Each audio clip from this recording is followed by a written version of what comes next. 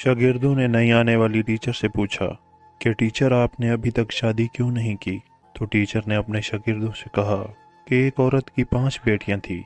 शौहर ने उसको धमकी दी कि अगर इस बार भी बेटी हुई तो मैं उस बेटी को बाहर सड़क पर छोड़ आऊंगा। खुदा की मर्जी थी कि इस बार भी बेटी ही पैदा हुई। तो शौहर ने बेटी को उठाया और रात के अंधेरे में शहर के एक चौक में रख कर आया।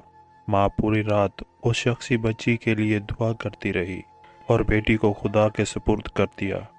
सुबह के वक्त जब वालिद चौक से गुजरा तो देखा बच्ची को किसी ने नहीं उठाया है। फिर वालिद ने बेटी को घर वापस लाया, लेकिन दूसरी रात फिर बेटी को चौक पर छोड़ आया और रोज़ाना यही होता रहा। हर बार वालिद बेटी को चौक पर रख कर आता था और जब कोई भी उस बच्ची को नहीं उठाता था तो मजबूरन उसे वापस लाना पड़ता। यहाँ तक कि उसका बाप थक गया और खुदा की मर्जी पर राजी हो गया।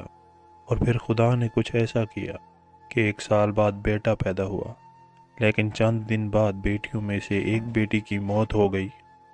यहाँ तक कि और 5 बेटे पैदा हुए, लेकिन हर बार बेटियों में से एक न एक इस दुनिया से चली जाती।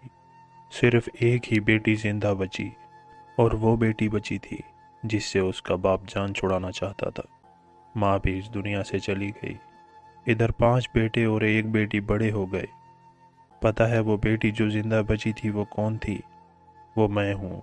और मैंने शादी अभी तक इसलिए नहीं की कि मेरे वालिद इतने बूढ़े हो गए हैं कि अपने हाथ से खाना भी नहीं खा सकते, और कोई दूसरा नहीं जो उनकी खिदमत कर सके। बस मैं ही उनकी खिदमत किया करती हूँ। और वो 5 बेटे कभी कभार आकर उनका हाल चाल पूछ कर चले जाते हैं। वालिद हमेशा शर्मिंदगी के साथ रो रो कर मुझसे कहा करते हैं, मेरी प्यारी बेटी, जो कुछ मैंने बचपन में तेरे साथ किया इसके लिए मुझे माफ़ कर देना। इसलिए इस्लाम में बेटियां अल्लाह की तरफ से रहमत होती हैं।